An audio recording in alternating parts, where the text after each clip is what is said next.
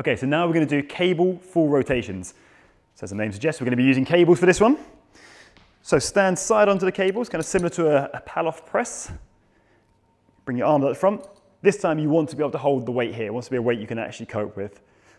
I'm going to rotate, internally rotating into this hip. So I want to make sure I've got enough range in the cables. And then drive back to the middle, and then drive the other way. So as we go back, we're letting this leg turn. Obviously in a golf swing we wouldn't do this, but it's really important to get as much rotation into this hip as possible. So I'm working my glutes here, some of the hip rotators.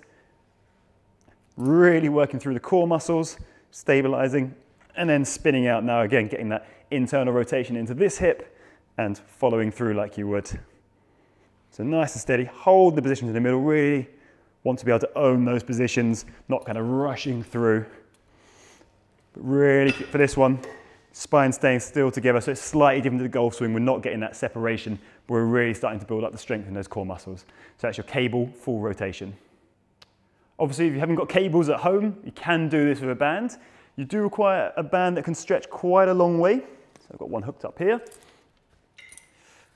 Because you want to come far enough out with the band that when you return to the start, it's not too much slack. So I probably need to be about here, but I also then still need to be able to get full stretch. So you want to start with a lighter band that you can stretch all the way. Downside of the bands, because we're getting a lot of movement, the range here takes a lot more work than it does here.